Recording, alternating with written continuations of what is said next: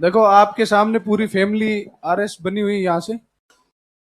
Sir ma'am के husband है, ये भी आरएस सेलेक्टेड है। तो सबसे इंपॉर्टेंट चीज है सिलेबस। आपको सिलेबस जब तक याद नहीं होगा अच्छे से, जब तक आपको हर एक लाइन याद नहीं होगी सिलेबस की, तब तक आप बहुत कुछ पढ़ते रहेंगे। अगर आपको सिलेबस अच्छे से पता है तो आप उतना पोर्शन पढ़ेंगे जितना रिक्वायर्ड है।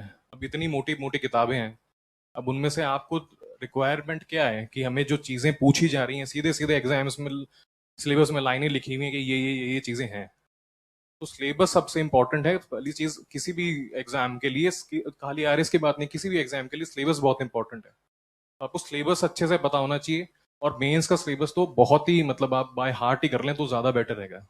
आप न्यूज़पेपर्स भी पढ़ते होंगे, तो जब तक आप सिलेबस से उसको रिलेट नहीं कर पाएंगे तो आपको समझ नहीं आएगा क्या चीजें इंपॉर्टेंट है क्या नहीं है।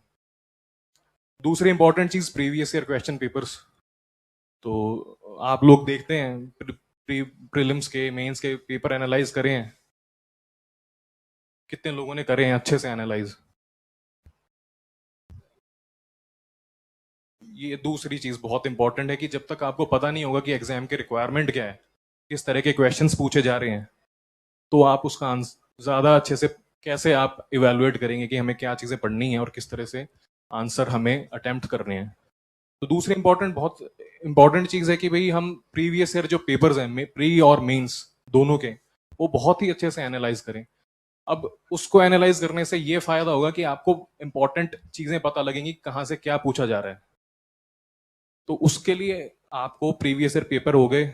और दूसरी चीज, जो टॉपर्स हैं, जो आप पिछले बैच के जो टॉपर्स रहे हैं उनकी स्प्रिंग बोर्ड की कॉपीज होंगी, उनके आरएस में लिखी हुई कॉपीज होंगी, उनको आप पढ़िए। उनको पढ़ने से क्या होगा, आपको समझ आएगा कि किस तरह से आंसर लिखने पे कितने ज्यादा क्वेश्चन कितने ज्यादा मार्क्स मिलते हैं। आप जैसे पूछते रहते होंगे लोगों से कि भाई आंसर राइटिंग कैसे करें कैसे करें, उससे बढ़िया है कि आप सीधा आंसर राइटिंग जो आंसर लिखे हुए हैं टॉपर्स ने वो देखिए, तो आपको अपने आप समझ आएगा कि हमें लिखना क्या है, किस तरह से लिखना है। आंसर राइटिंग में किस तरह से लोग फ्लो चार्ट्स यूज करते हैं, डायग्राम्स यूज करते हैं, किस तरह से पॉइंट्स में लिखते हैं तो ज्यादा मार्क्स मिलते हैं, ऐसे फॉर्मेट में लिखते हैं तो ज्यादा मार्क्स मिलते हैं। तो ये सब चीजें हैं, ये थोड़े आपको सीरियसली करने की जरूरत है। ये पता सबको होती है कि भाई सबको पता है सिलेबस पढ़ना चाहिए, प्रीवियस ईयर देखने चाहिए, अब करते कितने हैं वो उस पर ज्यादा हमें ध्यान देना है। फिर मेंस पे आते हैं। मेंस में पेपर 4 सबसे स्कोरिंग और सबसे लिमिटेड मटेरियल का है। इधर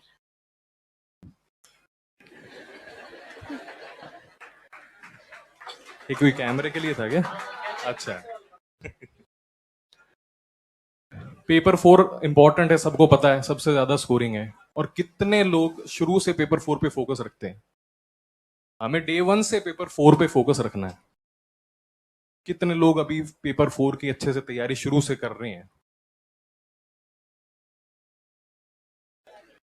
कोई नहीं कर रहा क्या? या सब सो रहे हैं, कोई सुन नहीं रहा है? जवाब तो दे दो कोई। पेपर 4 की प्रैक्टिस आपको शुरू से करके रखनी है। अब ये नहीं हो रहा कि एग्जाम पेपर 4 इंस्टीट्यूट में कब पढ़ाया जा रहा है तब चालू करेंगे। अब जो विलोम शब्द याद कर रहे हैं, पर्यायवाची याद करने हैं, इस तरह की चीजें याद करनी है, वो तो इंस्टीट्यूट से कोई लेना देना है नहीं। वो तो अपने को खुद को याद करनी है। इंग्लिश में एंटोनिम्स सिनोनिम्स ये सारी चीजें, फ्रेजेस, इडियम्स और ये सारी चीजें करनी है, ये आपको सेल्फ करनी है। इसमें इंस्टीट्यूट क्या करवा लेगा? तो ये चीजें हम शुरू से फोकस करके चले पेपर 4 पे। डे 1 से इंग्लिश हिंदी ये हमें साथ में लेके चलनी है लास्ट तक। और अगर पेपर 4 की बढ़िया तैयारी है, इंग्लिश हिंदी में सही तैयारी है, तो आप आराम से 110-15 नंबर स्कोर आराम से कर सकते हैं। और ये एक बहुत बड़ा स्कोर होता है ना? आपने प्रीवियस देखा भी होगा, बहुत से जो टॉपर्स हैं उनके आराम से 110-15 इतने नंबर हैं। तो आपको रैंक में जो डिफरेंस क्रिएट कर पाएंगे आप, उसमें पेपर 4 की एक बहुत बड़ा इंपॉर्टेंस है।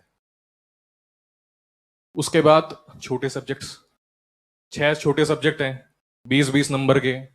और अगर उनको देखें बाकियों के कंपैरिजन में, आप अगर खाली हिस्ट्री को लेके चलें जो 65 नंबर की आती है, हिस्ट्री का भी जो रिसोर्सेज हैं, उसकी जो बुक लिस्ट है, वो जो 6 ये जो छोटे सब्जेक्ट हैं उनसे भी ज्यादा होगी।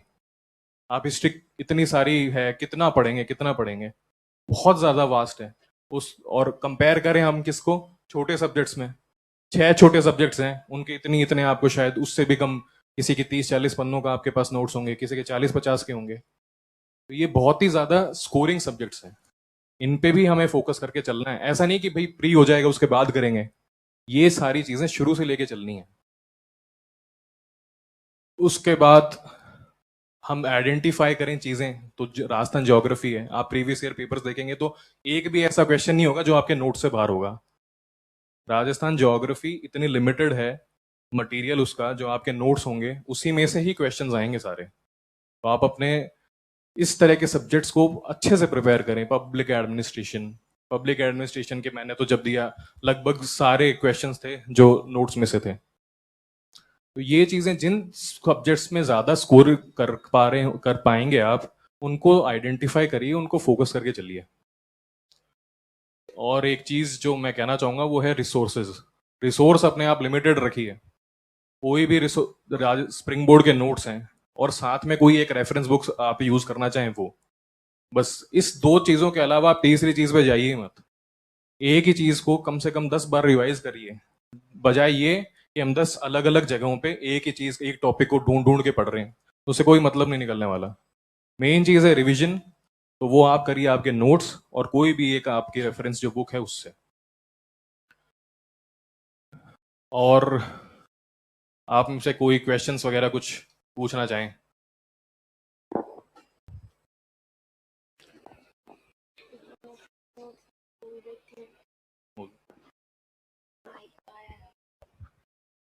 एक चीज मैं बोलना चाहूंगी कि जब आप मेंस का एग्जाम दें उससे पहले आप शॉर्ट नोट्स बना सकते हैं। जब आपका सब्जेक्ट बहुत अच्छे से प्रिपेयर हो जाएगा तो आपको पता रहेगा कि इसमें क्या इंपॉर्टेंट है, क्या इंपॉर्टेंट नहीं है। तो शॉर्ट नोट्स में आपको फुल सेंटेंसेस नहीं लिखना है, आपको मेन पॉइंट्स लिखने हैं, छोटा करके लिखना है। एक जो सॉरी, जो 60 पेजेस का सब्जेक्ट है वो आपका 10 to 20 पेजेस में आ जाना चाहिए। स्पेशली आप ये शॉर्ट सब्जेक्ट्स के और पब्लिक एडमिनिस्ट्रेशन इस टाइप के सब्जेक्ट के तो आप जरूर बनाएं, ताकि मेंस हमारा 2 दिन में 4 पेपर होते हैं, तो हमारे पास इनफ टाइम नहीं होता सब कुछ रिवाइज करने का। तो उससे आपको बहुत अच्छा रिविजन हो पाएगा।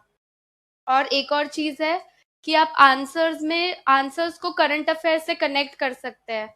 चाहे वहां पे कुछ पूछा ना हो तो भी आप कर सकते हैं। फॉर एग्जाम्पल, जैसे अकाउंट्स एंड ऑडिटिंग वाला है, उसमें अगर कोई सोशल ऑडिट पे पूछ रहा है, तो जैसे मैंने ऐसा लिखा था कि जो राजस्थान गवर्नमेंट है उसने सोशल ऑडिट करवाई थी अपनी कोविड प्रोग्राम्स की। तो वो जो दूसरा बच्चा कोई एक नॉर्मल आंसर लिखेगा उससे वो आपको ज्यादा मार्क्स मिल जाएंगे। अगर जैसे इंक्यूबेशन सेंटर्स पे कोई क्वेश्चन पूछा है तो आप उसमें एग्जाम्पल दे सकते हैं कि अटल इंक्यूबेशन सेंटर्स खोले गए हैं, तो इससे आपके आंसर्स थोड़े अच्छे होंगे। अब आप कोई क्वेश्चंस पूछ सकते हैं।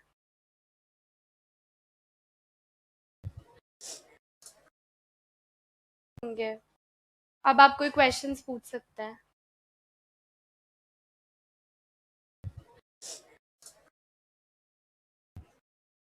कोई किसी के पास कोई क्वेश्चन नहीं है? Good evening sir. Good evening, good evening. Sir मेरा एक क्वेश्चन है कि मतलब जैसे मैं साइंस फील्ड का हूँ, पर फिर भी मेरे जो आर्ट्स के सब्जेक्ट है उसमें थोड़ा रुझान ज़्यादा है। और मतलब कुछ ऐसे स्पेसिफिक सब्जेक्ट है जिसे आप मान लो पबेड है, और ऐसे कुछ सब्जेक्ट है वो मेरे थोड़े से वीक साइड में आते हैं, और एथिक्स जैसे सब्जेक्ट है उनको मैं स्ट्रॉन्ग जोन में मानता हूँ। तो सर मैं क्या वीक साइड पे ज़्यादा फोकस करूँ, या फिर जो मेरा स्ट्रॉन्ग जोन है उस पर चलता रहूँ?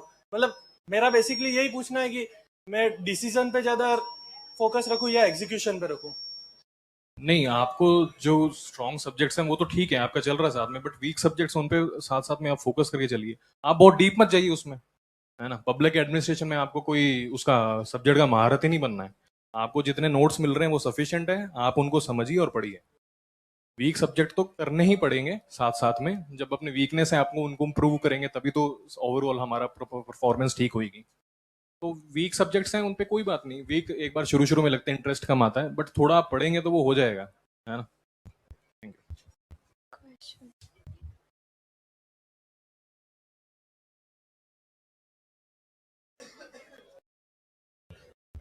आरएस के साथ पुलिस की भी तैयारी कर सकते हैं क्या?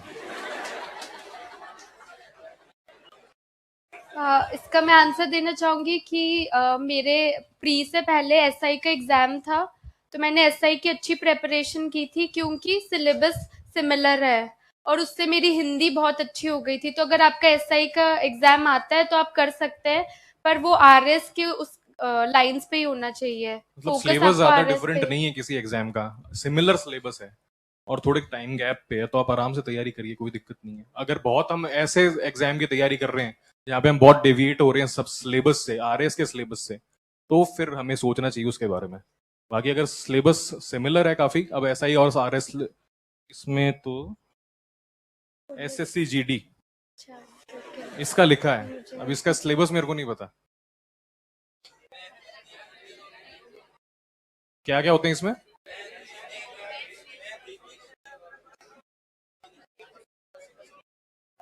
हाँ हाँ, मैथ्स, हिंदी और जीके, रीजनिंग और इंग्लिश। इंग्लिश भी आती? इंग्लिश नहीं आती। हाँ तो बिल्कुल ये काम आपके आएंगे। हिंदी तो बहुत इंपॉर्टेंट है आरएस में भी, जीके है ही, तो आपकी कवर हो जाएंगी। बट वो ही देखिए कि आपके एग्जाम्स कंसाइड तो नहीं कर रहे हैं बहुत, अगर नजदीक हैं जब तो आपको नहीं करनी चाहिए, जब आरएस फोकस है तो।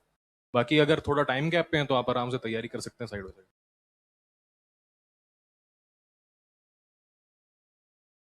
मैंने स्प्रिंग बोर्ड के नोट्स से। हाँ।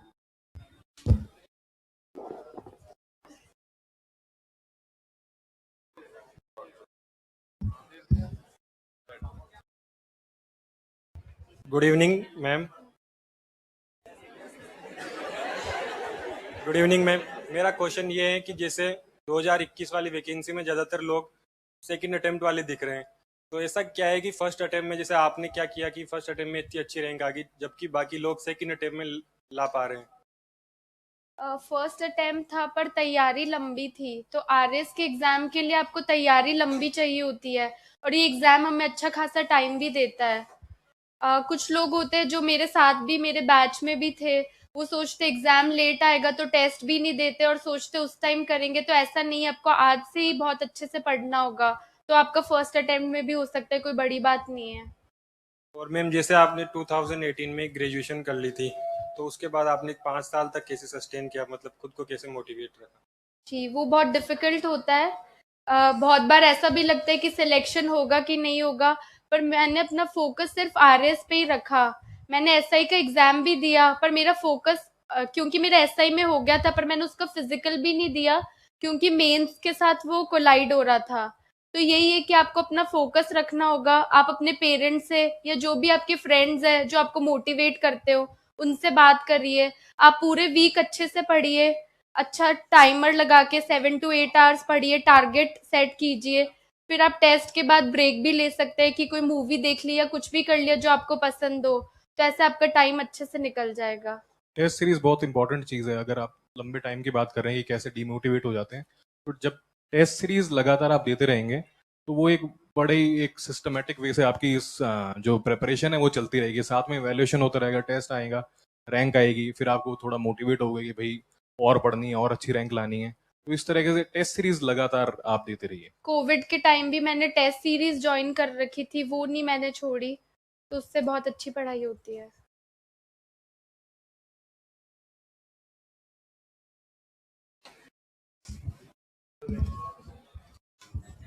नमस्ते मैम। नमस्ते सर। मैम ये क्वेश्चन पूछना चाहूँगा।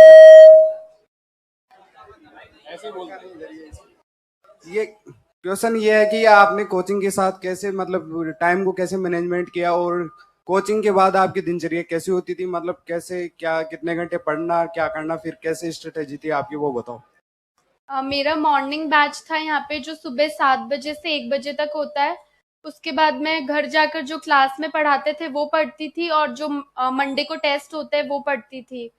और जब मेरी कोचिंग खत्म हो गई उसके बाद मैं 7 to 8 आवर्स रोज पढ़ती थी। और जब मेंस का टाइम था, क्योंकि टाइम बहुत कम था और सिलेबस भी चेंज हो गया था, तब तो मुझे 10 घंटे पढ़ना होता था। टाइम सब मैनेज हो जाएगा। आपको जो क्लास में पढ़ा है वो आप रोज पढ़िए और साथ में एक सब्जेक्ट जिसका टेस्ट है। ये क्वेश्चन है हिंदी और इंग्लिश के लिए बुक्स।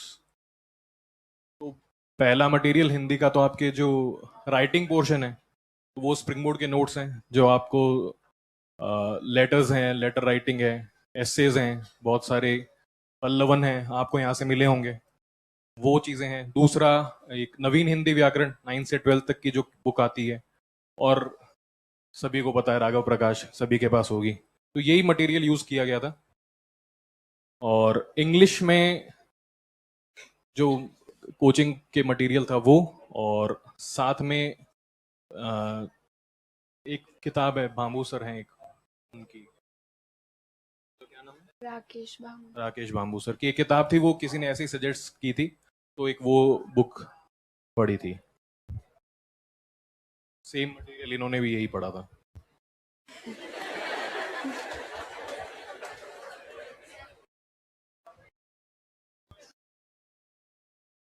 कैसे बनाऊं 10 नंबर के प्रश्न, क्या क्या चाहिए? सर अगली आरएस भर्ती कब आएगी? अभी आज घर जाके डिसाइड करूंगा कब निकालनी चाहिए अगली, फिर आपको बताते हैं। और एक क्वेश्चन है, नोट्स को बेहतर कैसे बनाएं? नोट्स आप कभी भी बनाएं तो आप फर्स्ट या सेकंड रीडिंग में कभी नोट्स नहीं बनाएं। आप जब तक किसी भी सब्जेक्ट को 3-4 बार अच्छे से नहीं पढ़ लें, तब तक आप नोट्स नहीं बनाएं, क्योंकि फर्स्ट सेकंड टाइम में वही लगता है कि भाई सब कुछ इंपॉर्टेंट है। फिर तीसरी या चौथी बार, 5वीं बार आप जब तक पढ़ नहीं लेते सब कुछ अच्छे से, तब आपको समझ नहीं आता चीजें क्या इंपॉर्टेंट है। और नोट्स का मतलब ये है कि भाई शॉर्ट नोट्स, बहुत ही क्रिस्प। कोई अगर 150-200 पन्नों की किताब है, तो उसके कोई 30-40 पन्ने के अपने को नोट्स बनाने हैं, है ना। तो उसमें नोट्स में कभी भी एक तो सेंटेंस मत लिखिए, है ना। सेंटेंस नहीं लिखेंगे तो अपने आप शॉर्ट, एक सिर्फ पॉइंट टू पॉइंट चीजें लिखनी है। तो नोट्स हमेशा चौथी या 5वीं रीडिंग के बाद ही बनाएं, और सेंटेंस राइटिंग कभी नहीं। नोट्स आप बनाएं तो साथ में कुछ ऐसे सब्जेक्ट्स हैं जिसपे करंट से रिलेटेड होगी। मान लीजिए आपने आईआर के नोट्स बनाए, तो आप साइड में थोड़ी जगह छोड़ दें किसी भी टॉपिक के साथ, ताकि कोई करंट की जो चीज है तो आप उसमें लिख के उसको रिलेट करके फिर आप अपने आंसर्स बेटर बना सकते हैं। मेंस का सब्जेक्ट पढ़ लिया है तो मेंस के क्वेश्चंस कहाँ से देखे?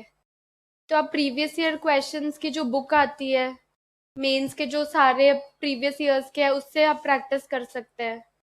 प्रीवियस ईयर क्वेश्चन साथ में, और जैसे यूपीएससी वाले आप देख सकते हैं, जैसे इनसाइट है, उनके भी वो भी क्वेश्चंस डालते हैं, पर उसमें राजस्थान के क्वेश्चंस नहीं मिलेंगे आपको। स्प्रिंग बोर्ड के जो प्रीवियस जो टेस्ट सीरीज चलती रहती है लगातार, मेंस के बहुत सारे टेस्ट हुए होंगे, तो आप वो वाला जो क्वेश्चंस है वो प्रैक्टिस कर सकते हैं, आपके सारे अवेलेबल होंगे आपके पास।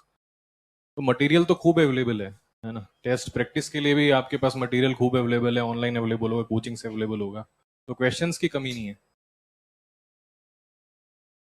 स्वयं का मूल्यांकन कैसे करें? इंग्लिश कैसे तैयार की आपने? इंग्लिश की जो ग्रामर है वो तो मैंने यहाँ पे क्लासेस ली थी, उससे हो गई थी। उसके अलावा जो राइटिंग पार्ट था, क्योंकि मैं इंग्लिश मीडियम से हूँ, तो उसमें मुझे ज़्यादा मेहनत नहीं करनी पड़ी, मुझे मेहनत हिंदी में करनी पड़ी थी। बाकी आप उसके लिए इंग्लिश न्यूज़पेपर पढ़ सकते हैं। अभी आप द हिंदू तो मत पढ़ना, आप इंडियन एक्सप्रेस पढ़ सकते हैं, उसके अलावा और भी जो इंग्लिश न्यूज़पेपर्स आते हैं। और अगर आपको वो समझ नहीं आ रहा, तो आजकल यूट्यूब पे उनका एनालिसिस होता है एडिटोरियल का, तो आप खुद रीड करके वो सुन सकते हैं, तो आपको इंग्लिश भी समझ आएगी, साथ में आप करंट से भी जुड़े रहेंगे। सर मैम, रेगुलर पढ़ाई नहीं हो पाती, आज पढ़ लिया तो 3-4 दिन तक कुछ नहीं पढ़ा जाता, ऐसा होता है। ये कभी कभार हो तो ठीक है, हर दूसरे तीसरे दिन हो तो फिर क्या इलाज है इसका? कभी कभार तो सबके साथ होता है, कभी कभार इतनी लंबी प्रेपरेशन है, इतना ज्यादा टाइम लगता है, तो कभी कभी ऐसे होता है कि भाई 3-4 दिन तक पढ़ाई करने का मन नहीं करता, तो ये सबके साथ होता है, कभी कभी होए तो ठीक है, वही बात है। इसके लिए आप वीकली ब्रेक्स ले सकते हैं, और ब्रेक बहुत कुछ इंपॉर्टेंट है, सही कोई है। एक्टिविटी कर सकते हैं साथ में, जैसे शाम को वॉक पे ही चले गए, कुछ खेलते तो कुछ खेल लिया। और ऐसे पूरा वीक लगातार भी पढ़ रहे हैं और ब्रेक ही नहीं ले रहे हैं, ऐसा भी नहीं करना है। एक दिन आप ब्रेक ले सकते हैं, पर एक दिन से ज्यादा भी नहीं ले सकते। Hello, good evening ma'am, sir. Good evening. Sir, I wanted to know कि कोचिंग के बाद में जब हम घर जाते हैं, so how much time apart from the coaching हमें निकालना पड़ता है खुद की सेल्फ स्टडी के लिए? क्योंकि अभी रोहित चौधरी सर आए थे PM2 बैच में, ही सेड कि अगर आप अभी 10 घंटे नहीं पढ़ रहे हो अपार्ट फ्रॉम द कोचिंग, तो मैं लिख के दे सकता हूँ कि आपका नहीं होगा। So sir it's not possible 6 घंटे सर कोचिंग, 1 घंटा सर तैयार होने का, 1 घंटा खाना सर, दोनों टाइम का। सर प्लीज 16-16 घंटे इतने लंबे टाइम तक जो आप, थोड़ा कुछ लोगों के लिए शायद पॉसिबल हो, बट मेजॉरिटी लोग ऐसा नहीं कर पाएंगे, है ना। अगर आपकी 6-7 घंटे क्लासेस लग रही हैं, तो उसके बाद भी अगर आप 6 घंटे 7 घंटे भी पढ़ रहे हैं, तो ये एक सफिशिएंट अमाउंट ऑफ टाइम है। क्योंकि एग्जाम आप देखिए ना, आप कितना लंबा प्रोसेस, आप वैकेंसी निकलेगी तो अभी तो आप वैकेंसी का वेट करेंगे, फिर वैकेंसी निकलेगी, प्री होगा, मेंस होगा, तो लंबा टाइम है। छोटे टाइम पीरियड के लिए तो ये चल जाएगा भाई, महीने 2 महीने में एग्जाम्स हैं, जब तो चलो आपने कैसे भी कवर करके 14-15 घंटे पढ़ लिए। आप इतने लंबे टाइम पीरियड तक इतना 16-16 घंटे पॉसिबल नहीं है, आप बर्नआउट होते रहेंगे। फिर वही बात है, 2-3 दिन, एक दिन 2-3 दिन ऐसे पढ़ेंगे, फिर 4-5 दिन पढ़ने का मन नहीं करेगा, है ना। ये पॉसिबल, मैंने तो नहीं पढ़ा था ऐसा, मैं बता देता हूँ, इन्होंने भी नहीं पढ़ा इतनी देर, पर हो तो गया।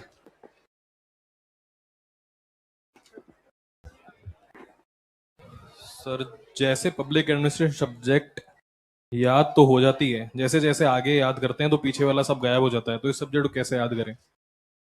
नंबर ऑफ रिवीजन्स बढ़ाने पड़ेंगे इसके लिए। दूसरा, शॉर्ट नोट्स। अब मैंने जैसे बेड के शॉर्ट नोट्स बनाए थे, करीब 15 पन्नों के टोटल, बेड पूरी इतने में कंप्लीट कर दी थी। तो अगर आपके 15-20 पन्नों में नोट्स बन जाएंगे, तो आपको फिर तीसरी चौथी रीडिंग के बाद जो मेन आपका जो मटेरियल है, 3-4 रीडिंग के बाद, उसके बाद आप नोट से पढ़ेंगे तो आपको चीजें रिवाइज होंगी, और आपको शॉर्ट नोट से ही ये चीजें रिवाइज होंगी। जो बहुत ज्यादा फैक्चुअल सब्जेक्ट्स हैं, जहाँ में बहुत ज्यादा कंफ्यूजन होता है, ये थ्योरी, गुलिक की ये थ्योरी, ये, इन चीजों में बहुत कंफ्यूजन होता है ना। थियोरीज में आप ऐसा कर सकते हैं, एक पेज पे जैसे 4-5 कॉलम्स बना लिए, फिर एक साथ लिख ली, तो आप कंफ्यूज भी नहीं होंगे और वो याद रहेगी कि एग्जाम में कौन सी पूछी। आपको अपने नोट्स की वो फोटो सामने आ जाएगी और आप लिख पाएंगे अच्छे से। शॉर्ट नोट्स बनाइए उसके।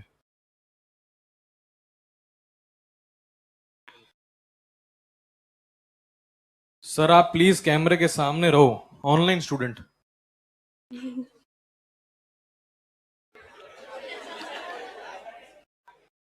इधर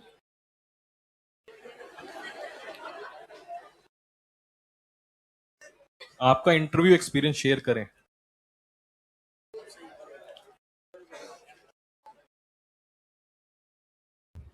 मेरा इंटरव्यू एक्सपीरियंस अच्छा था। मेरा जो उस टाइम चेयरमैन थे आरपीसी, उन्होंने इंटरव्यू लिया, और जो मैं पढ़ के गया था उसमें से बहुत सी कम चीज़ें आई। मेरी हॉबी थी, मेरा गेम टेबल टेनिस, में नेशनल प्लेयर हूँ टेबल टेनिस का, और मुझे लगा कि भाई बहुत सारे इसमें से क्वेश्चन पूछेंगे, क्योंकि हॉबी में इंटरेस्ट लेते हैं लोग, तो भाई बनाते हैं हॉबी, लोगों से बात करना, चलना फिरना, ये सब मेरी एक हॉबी थी, और इसमें काफ़ी मैंने अपना टाइम दिया था। तो मुझे लगा भाई हॉबी से बहुत सब क्वेश्चन पूछेंगे, तो इतना मोटा चिट्ठा तैयार भी किया था गेम्स को लेके, बट हॉबी से उन्होंने कुछ नहीं पूछा। तो इंटरव्यू बड़ा ही अनसर्टेन सा प्रोसेस है ना। आप जो तैयारी करके, ज़रूरी नहीं है जो आपने पढ़ के जाए वही आए। मेरा इंटरव्यू में मुझसे चीज़ें पूछी गई, करंट की पूछी गई, पंचायती राज की पूछी गई, पंचायती राज से क्वेश्चंस पूछे गए, फिर कुछ साइकोलॉजी के क्वेश्चन पूछे गए कि अगर आप कोई फूल होते तो कौन सा फूल होते।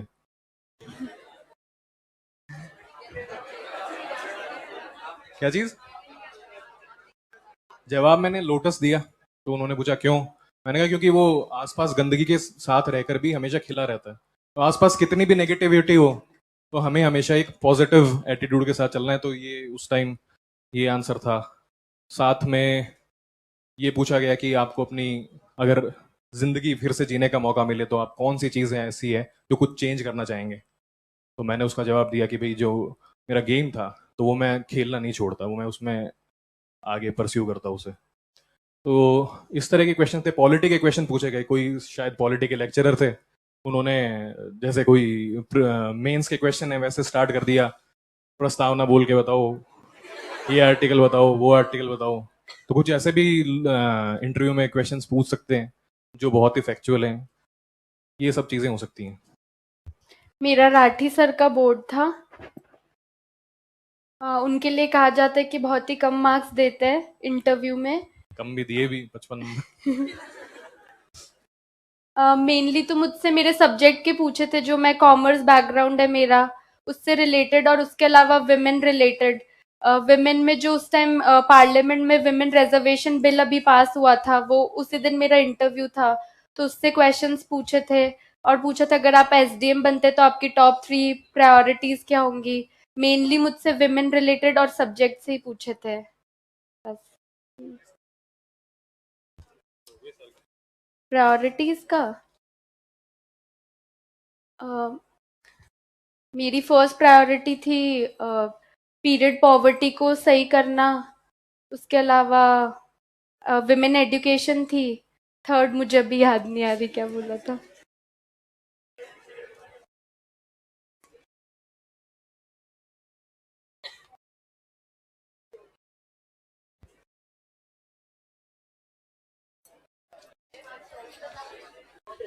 हॉबी से डिस्ट्रिक्ट से कुछ भी नहीं पूछा, जो प्रिपेयर किया था। और इस बार हॉबी और डिस्ट्रिक्ट से पूछे भी नहीं है क्वेश्चंस। कोई बहुत ही रेयर मतलब किसी से पूछा होगा, वैसे नहीं पूछे इस बार। मेन तो इस बार खुद का बैकग्राउंड जो है वो उसी से पूछे है क्वेश्चंस।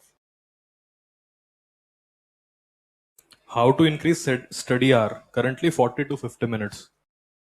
अगर आप 40 से 50 मिनट पढ़ रहे हैं कंसंट्रेशन के साथ पूरा, तो वो एक इनफ टाइम है। आप उसके बाद 10 मिनट का ब्रेक भी ले सकते हैं।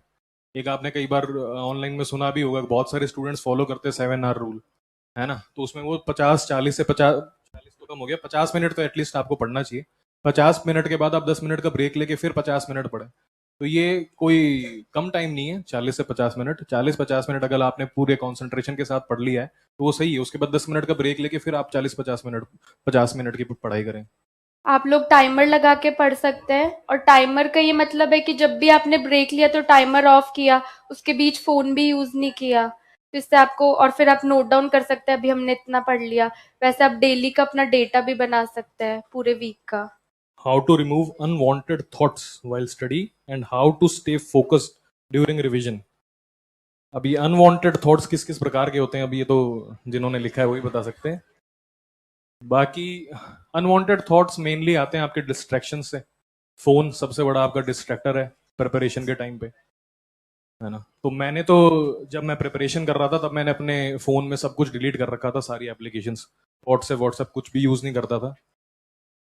तो कुछ लोग अगर ये कर सकते हैं तो बेस्ट रहेगा, है ना। फोन से ही मेन डिस्ट्रैक्शन आता है, और फोन में आप लिमिटेड एप्लीकेशंस रखें या कुछ इस तरह की एप्स रखें जो आपको स्टडी टाइम पे वो फोकस वाली कोई ऐप आती है तो आपकी चीजें बाकी ब्लॉक हो जाती हैं। Road map for 25-26 RS exam. Road map 25-26 के लिए आप ये है कि आप अभी से मेंस के हिसाब से प्रिपरेशन करें। आप आंसर राइटिंग अभी से चालू रखें। 25-26 के एग्जाम में अभी बहुत टाइम है ना। प्रीलिम्स की प्रिपरेशन तो उससे 5-6 महीने पहले भी अगर आप फोकस करके चालू करेंगे तो निकल जाएगा। अभी से आप मेन चीज जो फोकस कर रही हैं वो है आंसर राइटिंग मेंस के पेपर, और पेपर नंबर 4 बहुत इंपॉर्टेंट है, बहुत ही ज्यादा। मेरे तो 4th पेपर में थोड़े कम मार्क्स थे, 101 थे। अगर थोड़ी और मैं अपना फोकस करता तो मेरे को लगता है 110-115 इजीली स्कोरेबल स्कोर है पेपर 4 के लिए। तो 25-26 आप रेगुलर क्लासेस करते रहिए और अपना टारगेट्स बना के पढ़ते रहिए। जैसे जैसे आप जितना ज्यादा रिवीजन करेंगे, मेन चीज है रिवीजन, चीजें कितनी याद हो रही हैं, पढ़ने से कितनी ज्यादा आपने अच्छे से पढ़ लिया, कितना डीप चले गए, कितना सब्जेक्ट बहुत आपको नॉलेज है, उससे कुछ फर्क नहीं पड़ता है। आपको जब तक चीजें याद नहीं होंगी आप वहां पे लिख नहीं पाएंगे। रिवीजन पे मेन फोकस करके चलिए।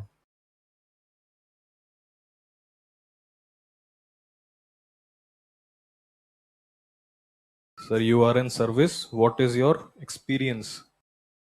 मैं कमर्शियल टैक्स डिपार्टमेंट में हूँ। अच्छा एक्सपीरियंस है हमारी। 1 साल तो मैं जयपुर ही पोस्टेड था, और उसके बाद अभी बीकानेर हूँ 1 साल से। हमारा ऐसा कोई बहुत ज़्यादा वर्कलोड बहुत ज़्यादा नहीं रहता है, ठीक है, आराम से चिल जॉब है।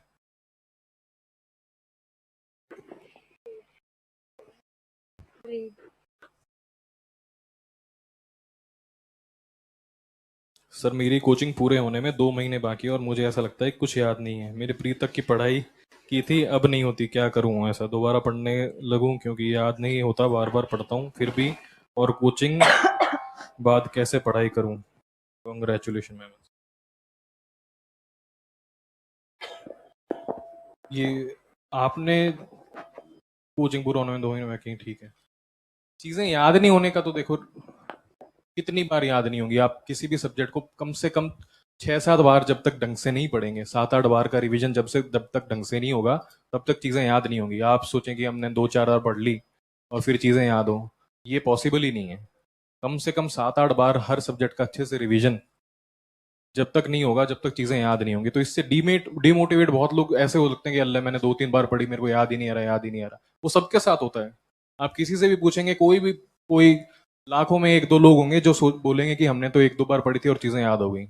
मेजॉरिटी जब तक 7 to 8 टाइम्स आप रिवीजन नहीं कर लेंगे, तब तक आपको चीजें याद नहीं होंगी।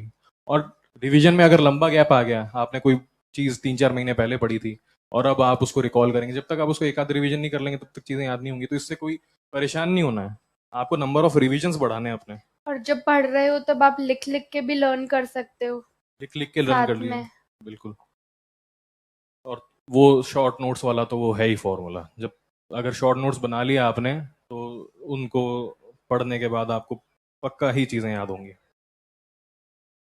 कोचिंग के बाद कैसे पढ़ाई करूं? कोचिंग खत्म हो जाएगी, उसके बाद आपका सारा टाइम सेल्फ का बचता है, तो उस टाइम पे आपको टारगेट बना के ही पढ़ना पड़ेगा। हर रोज का टारगेट बनाइए, वीकली टारगेट्स बनाइए, मंथली टारगेट्स बनाइए। आप मंथली टारगेट बना के उसको वीकली टारगेट्स और डेली टारगेट्स में तोड़ के पढ़ सकते हैं। और दूसरा टेस्ट सीरीज, क्योंकि आपकी कंटिन्यूटी ब्रेक हो जाती है किसी एनवायरनमेंट से। अभी कोचिंग एक एनवायरनमेंट है, तो अब आपको सबको लगता है यहाँ आना है, पढ़ना है, और बच्चों को देखते हैं और सबको देखते हैं तो थोड़ा मोटिवेटेड रहते हैं। अकेले घर पे पढ़ते हैं तब आपको इतनी चीजें मोटिवेटिंग लगती नहीं है, आप थोड़ा स्लो हो जाते हैं। तो उसके लिए टेस्ट सीरीज है। टेस्ट सीरीज आप जरूर साथ में ज्वाइन करके रखिए और टेस्ट बहुत अच्छे से देते रहिए। यूपीएससी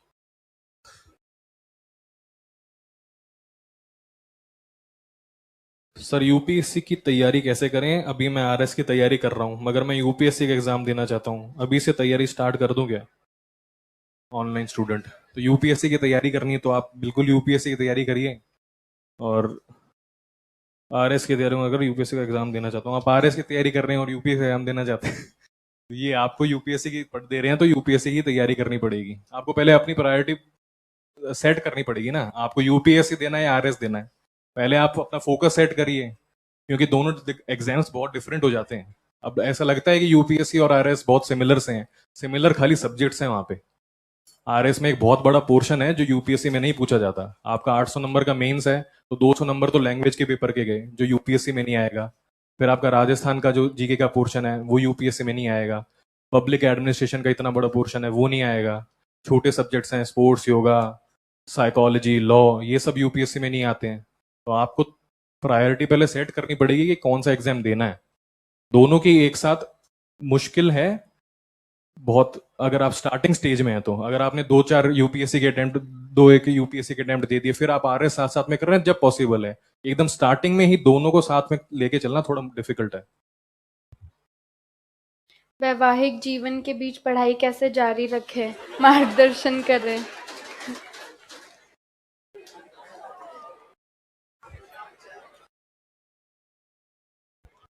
मेरा तो वैवाहिक जीवन से पहले ही मेरी पढ़ाई समाप्त हो चुकी थी, तो बताएंगे आप। मेरा भी मेंस पहले हो गया था। बाकी आपके इंटरव्यू एनवायरनमेंट पर डिपेंड करता है। आपके अगर सारे लोग आपके फैमिली में सपोर्टिव हैं, खासकर आपका जो पार्टनर है वो सपोर्टिव है आपको खाली बहुत पढ़ाई को लेके, तो नेचुरली चीजें पॉसिबल होती जाती हैं।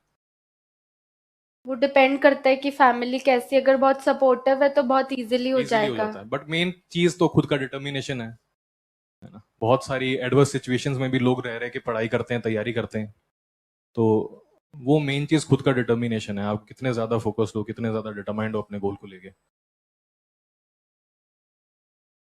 शादी अभी करे या एग्जाम क्लियर होने के बाद?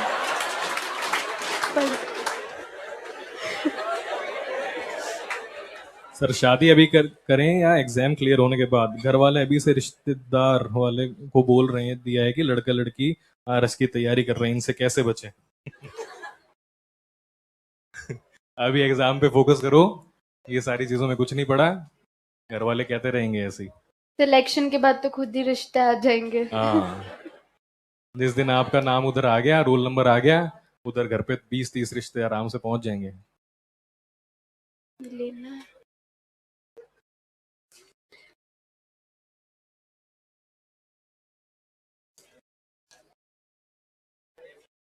पर्यायवाची कैसे याद करें, क्योंकि राघव प्रकाश में एक शब्द के पर्यायवाची है।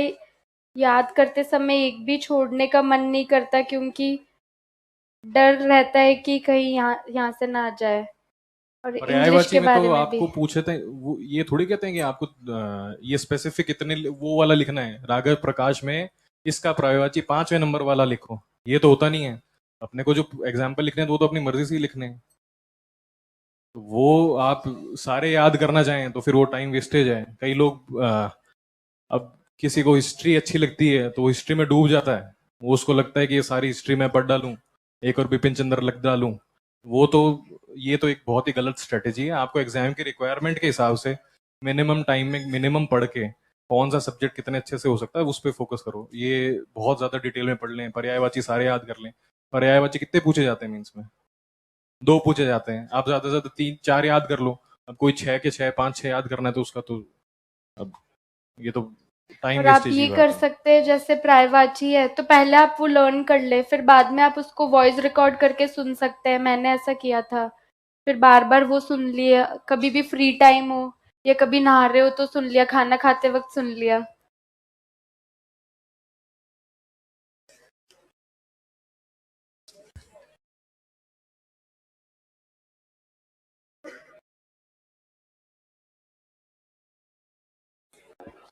ब्रेकअप पे है।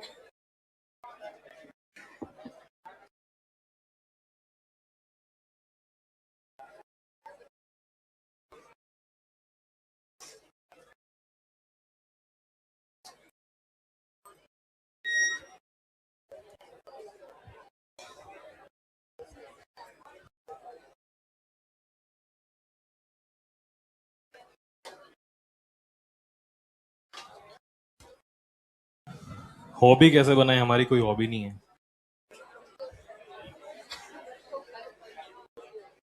अभी इंटरव्यू के टाइम बन जाइए अपने आप।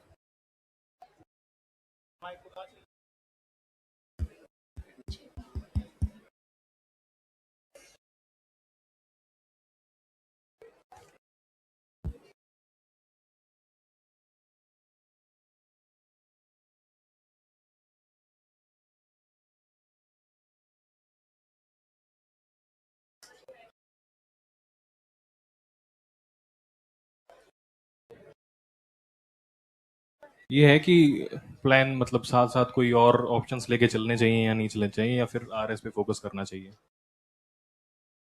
देखिए, ये सब एक इंडिविजुअल पे डिपेंड करता है वो कैसे सिचुएशन में क्या है। अगर आप पे कोई और जिम्मेदारियां बड़ी नहीं है, आप पे कोई कंपल्शंस नहीं है बाहर के, तो आप अपनी तैयारी पूरा फोकस करके आरएस पे चलिए। हाँ, ये जरूर है कि जो एकदम सिमिलर सिलेबस के एग्जाम्स हैं उन पे उनको आप दे सकते हैं साथ में। अब आरएस के साथ साथ में अगर एसआई की वैकेंसी निकल गई तो आप वो एग्जाम दे सकते हैं। बट अगर आपका एकदम फोकस आरएस पे, डिटर्मिनेशन आरएस के लिए, तो आप वो आरएस को लेके चलिए।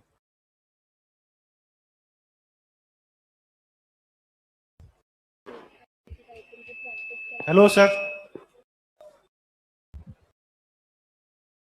Good evening sir. Good evening. Good evening. Sir मेरा सवाल था कि कभी पढ़ते पढ़ते ना तनाव आ जाता है कि होगा या नहीं, तो आप बताइए कि तनाव का प्रबंधन कैसे करें। तनाव का प्रबंधन पढ़ा दिया गया आपको?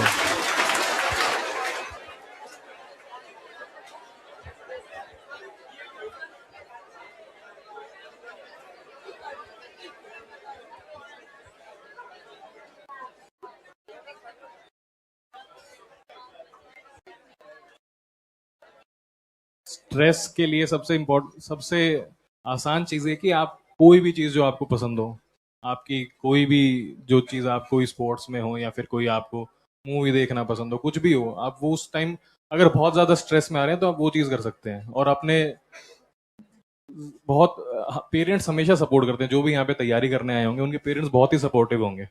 आप जब भी स्ट्रेस में हो तो आप ऐसे लोगों से बात करिए जिन जो आपको मोटिवेट कर सके। और स्ट्रेस बहुत ज्यादा आ रहा है तो हर रोज तो मूवी देखनी नहीं है, वो तो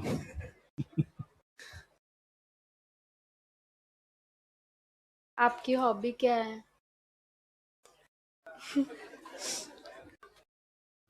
मेरी वैसे तो हॉबी पेंटिंग थी, पर मैंने वो आरएस के लिए ये नहीं रखी थी। मैंने अपनी एक हॉबी बनाई थी जो था डॉक्यूमेंट्रीज देखना, और मैंने बहुत सारी डॉक्यूमेंट्रीज देखी, उन पे नोट्स बनाए, और वही हॉबी थी। पर उससे कोई क्वेश्चन नहीं पूछा, पर जब उन्होंने मुझसे विमेन से रिलेटेड कोई क्वेश्चन पूछा तो उसमें, क्योंकि मैंने बहुत सारी डॉक्यूमेंट्रीज देख रखी थी तो मैंने उसकी चीजें भी बताई उन्हें।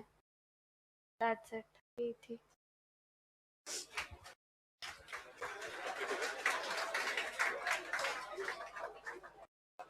और कोई क्वेश्चंस? हो गया, चलो, thank you so much, best of luck आप सभी को। Thank you so much.